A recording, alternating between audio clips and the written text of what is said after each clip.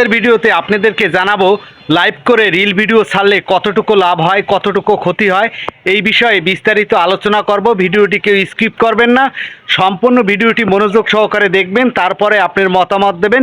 যদি ভিডিওটি আপনার ভালো লাগে অবশ্যই লাইক কমেন্ট শেয়ার করতে ভুলবেন না। অত্যন্ত জরুরি এবং গুরুত্বপূর্ণ বিষয়, আপনার শোনা অত্যন্ত জরুরি। অবশ্যই শুনতে থাকুন আমার সাথে। যারা লাইভ করেন, লাইভ করার পরে সেখান থেকে আবার আমরা রিল ভিডিও ছাড়ি। আসলে যারা আমার লাইভ একবার দেখলো তারা পরবর্তীতে কি আমার ওই রিল ভিডিওতে আবার কি দেখবে? তারা তো ওখানে আমি বলেছি আসসালামু আলাইকুম, কেমন আছেন, কি খবর, আফা আম্মা আব্বা এগুলো বলে থাকি। এক কথা বারবার কয়জনে শুনবে, কয়জনে দেখবে?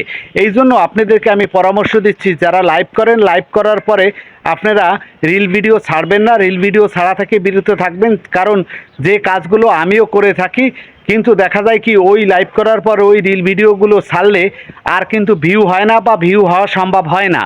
ওখানে দেখবেন সামান্য কিছু পরিমাণ ভিউ আসে। এইভাবে করে তাতে আমাদের কোনো লাভও আসে না, কোনো উপকারও আসে না।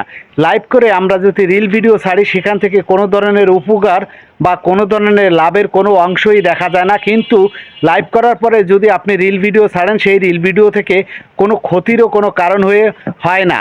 এখন আপনি ইচ্ছে করলে লাইভ থেকে রিল ভিডিও ছাড়তে পারেন, ইচ্ছে না করলেও লাইভ থেকে রিল ভিডিও না ছাড়াটাই আমার মতে সবচাইতে বেটার। আমি আগে যে ভুল কাজগুলো করেছি, লাইভ করেই আমি সেখান থেকে রিল ভিডিও আপলোড দিতাম, কিন্তু যখন রিল ভিডিও আপলোড দিতাম দেখা যাচ্ছে কি লাইভে 400 500 বা 1000 ভিউ হয়েছে, রিল ভিডিওতে 3টে 4টে 5টা 10টা ভিউ হয়েছে। আসলে এই ভিউতে কোনো লাভ বা কোনো উপকার আসে বলে আমার জানা নেই।